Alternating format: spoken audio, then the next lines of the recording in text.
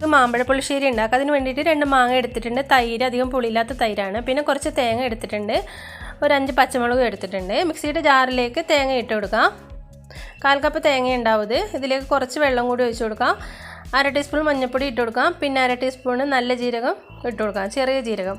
എന്നിട്ട് നന്നായിട്ട് ഇതുപോലെ ഒന്ന് അരച്ചെടുത്തിട്ടുണ്ട്. ഇനി നമുക്ക് മാങ്ങ തൊലിയൊക്കെ കളഞ്ഞൊരു പാത്രത്തിലേക്ക് ഇട്ട് കൊടുത്തിട്ട് നന്നായിട്ട് കൈകൊണ്ട് ഇതുപോലെ ഒന്ന് ഞെരടി കൊടുക്കുക. നന്നായിട്ട് ഇതിൻ്റെ ആ ഒരു കാമ്പൊക്കെ നന്നായിട്ട് കുറച്ചൊന്ന് പിഴിഞ്ഞ് കൊടുക്കുക. ഇതിലേക്ക് കുറച്ച് വെള്ളം കൂടി ഒഴിച്ച് കൊടുക്കുക. ആവശ്യത്തിന് ഉപ്പ് ചേർത്ത് കൊടുക്കുക. 1/2 ടീസ്പൂൺ മഞ്ഞൾപ്പൊടിയും കൂടി ഇട്ട് കൊടുത്തിട്ട് ആ പച്ചമുളകും കൂടി കീറിയിട്ട് ഇതിലേക്ക് ഇട്ട് കൊടുക്കുക. എന്നിട്ട് നല്ലതുപോലെ ഇതൊന്ന് വേവിച്ചെടുക്കാം.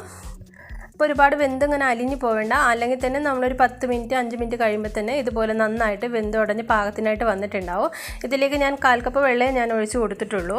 ഇനി നമ്മൾ നേരത്തെ അരച്ച് വെച്ചിട്ടുണ്ടായിരുന്ന ആ അരപ്പ് ഇതിലേക്ക് ഒഴിച്ച് കൊടുക്കുക.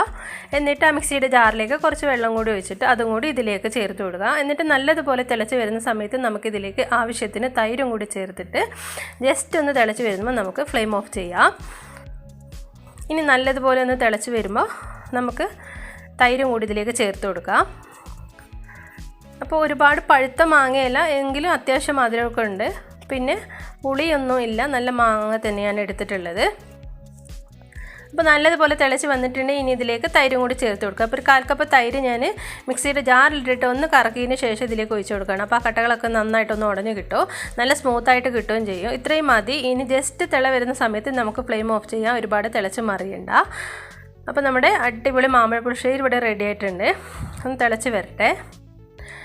ഇനി നമുക്കതിലേക്ക് കടുക് വറുത്തൊഴിക്കാം. വെളിച്ചെണ്ണ ഒഴിച്ച് ചൂടാകുമ്പോൾ ഇതിലേക്ക് 1/4 ടീസ്പൂൺ കടുക് ഇട്ട് കൊടുക്കാം. 1/4 ടീസ്പൂൺ ഉലുവയും കൂടി ചേർത്ത് കൊടുക്കാം. ഇനി വറ്റൽമുളകും കറിവേപ്പിലയും കൂടി ഇട്ട് കൊടുത്തിട്ട് നമുക്ക് നമ്മുടെ ഇതിലേക്ക് ചേർത്ത് കൊടുക്കാം. ഇത്രയേ ഉള്ളൂ.